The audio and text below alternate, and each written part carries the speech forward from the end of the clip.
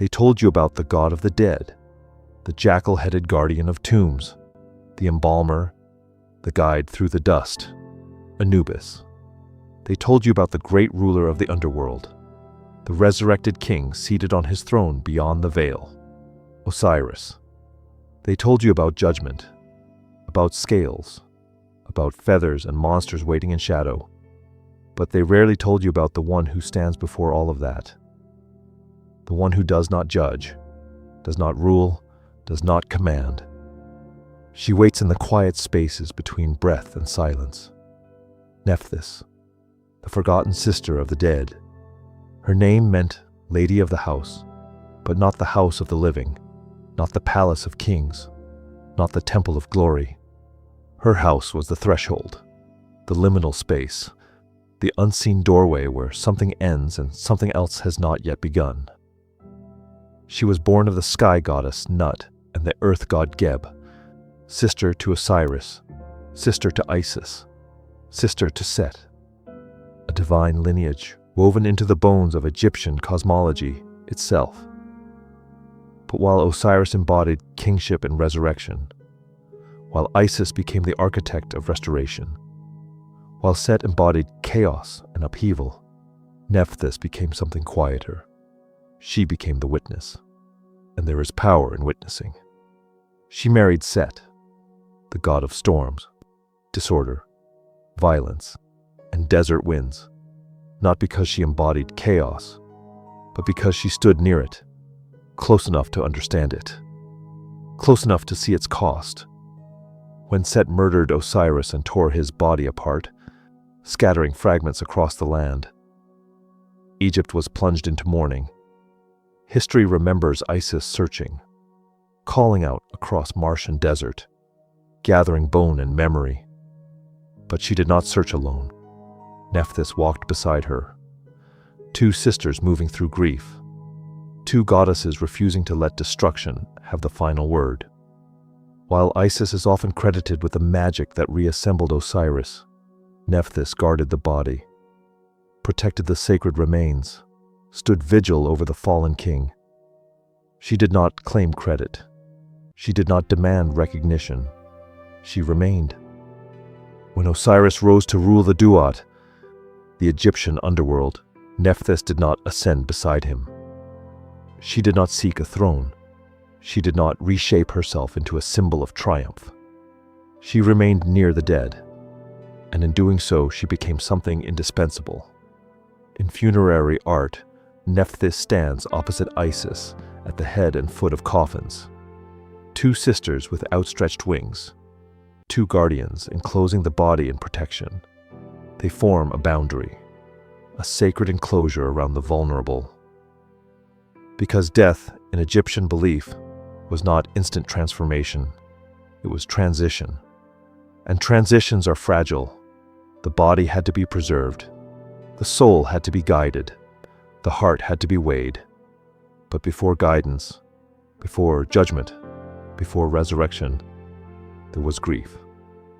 And Nephthys embodied that grief. Not uncontrolled sorrow, not despair, but sacred mourning. Ancient Egyptian funerary rites included professional mourners. Laments were sung. Cries were ritualized. Tears were not weakness. They were acknowledgement, because something had ended. Nephthys was often called the friend of the dead, not ruler, not judge, friend. That title matters. It suggests companionship, presence, refusal to abandon. Some traditions identify Nephthys as the mother of Anubis, that from her union, sometimes said to be with Osiris rather than Set, came the jackal-headed guide of souls. If this tradition holds, then Nephthys did not merely stand beside death. She birthed its guardian. Imagine that symbolism. The goddess of mourning giving life to the one who leads you through death. Grief creating guidance. Sorrow birthing protection. Nephthys occupies the margins of myth. And yet, margins hold structure. Without the edges of a page, words scatter. Without boundaries, form dissolves. She is the boundary between chaos and collapse, between loss and oblivion, between abandonment and companionship. While Set represented destruction, Nephthys represented what remains afterward, and what remains after devastation is often quiet, uncelebrated, invisible to history. When something you love ends, a life, a relationship, a chapter of identity, there is a moment of stillness, a hollow space, a silence that feels heavier than sound. That space belongs to her. She does not rush you toward resurrection. She does not promise immediate renewal.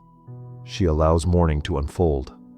Because without acknowledging loss, restoration becomes illusion. That is why she is essential to the Osiris myth. Isis could not have restored Osiris alone. Resurrection requires witnesses, requires guardians, requires someone to hold the broken pieces steady. Nephthys held them. In some temple hymns, she is invoked alongside Isis as a kite, a bird of prey whose cry echoes over desert winds. Two kites circling the fallen, two voices lamenting. Their cries were said to awaken Osiris, grief calling the dead toward rebirth. This is profound. Mourning was not passive. It was active participation in transition. Nephthys teaches that sorrow is not weakness. It is devotion without a place to land. It is love still reaching for what is gone. She stands at the edge of coffins, not as decoration, but as shield, as comfort, as presence. The Egyptians believed the dead required protection from malevolent forces, spirits that sought to disrupt the journey, decay that threatened the body. For this reason, Nephthys was invoked to guard canopic jars, vessels holding preserved organs removed during mummification. Each jar was protected by a deity, and Nephthys stood watch over one of them. Even in the smallest, most vulnerable details of death, she was present. She guarded what others might overlook, the fragile parts, the hidden parts, the internal pieces. That is her pattern. She does not command spectacle. She protects vulnerability. Married to Set, the embodiment of chaos, Nephthys could have been written as a villain, but she was not. She did not embrace his cruelty. She did not mirror his violence. Instead, she became the counterweight, standing beside disorder without becoming it. There is strength in that. To stand near chaos without absorbing it. To witness destruction without surrendering to it. To remain compassionate even when surrounded by storm. Nephthys represents that resilience.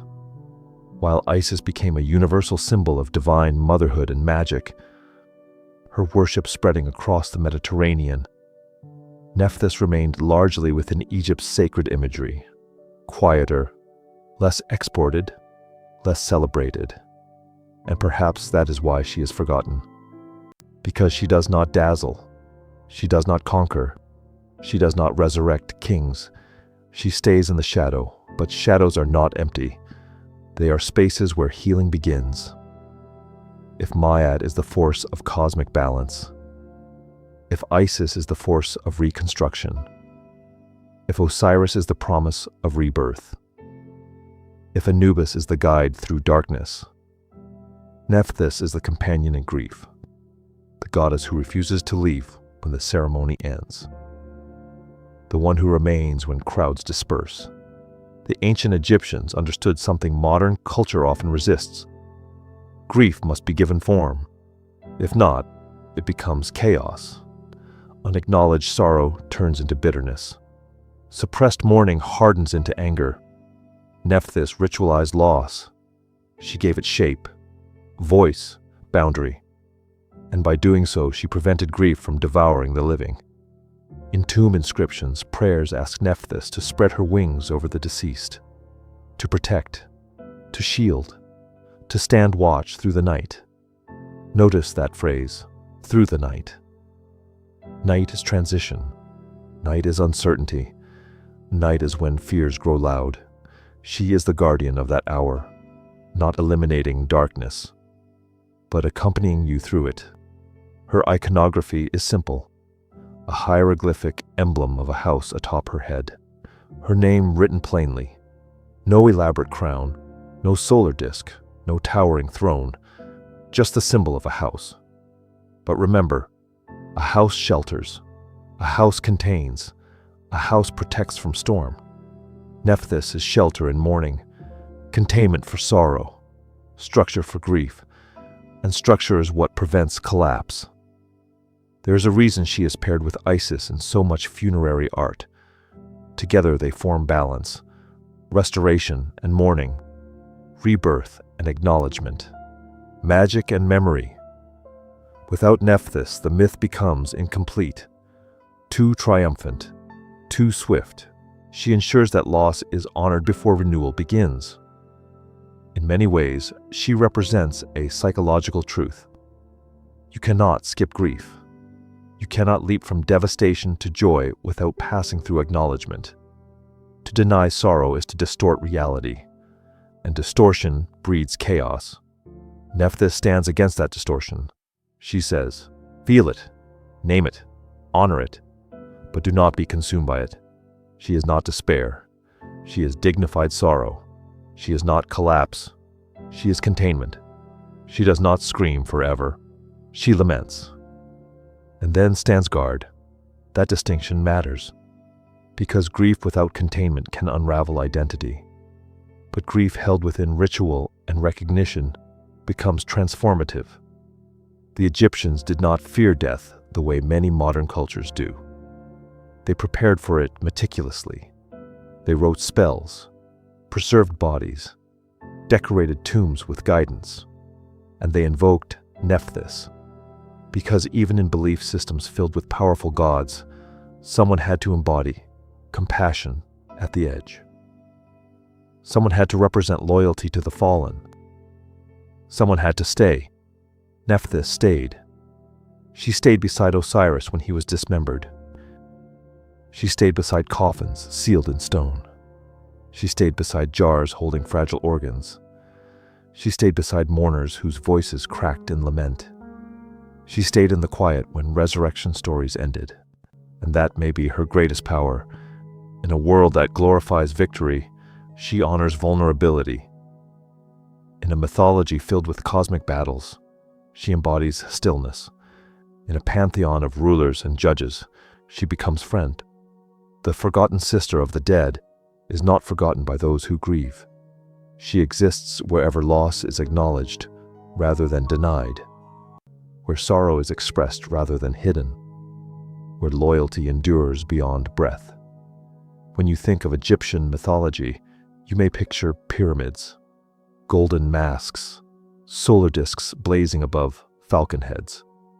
But somewhere in the painted darkness of tomb ceilings, Nephthys spreads her wings, quiet, steady, uncelebrated. She does not demand devotion, she offers presence. And presence is sometimes the rarest gift of all. They told you about the God who guides the dead. They told you about the king who rules them. They told you about the goddess who resurrects them. They forgot to tell you about the sister who mourns them, the one who stands at the threshold and says, "You are not alone, not in life, not in loss, not in death." She is the forgotten sister of the dead, but she is never absent. She is there in the silence after goodbye, in the moment before acceptance, in the space where grief feels endless, holding it, containing it, guarding it until you are strong enough to move forward. She does not erase sorrow, she sanctifies it, and in doing so, she ensures that even in death, there is companionship, there is dignity, there is shelter, and there is someone who remains,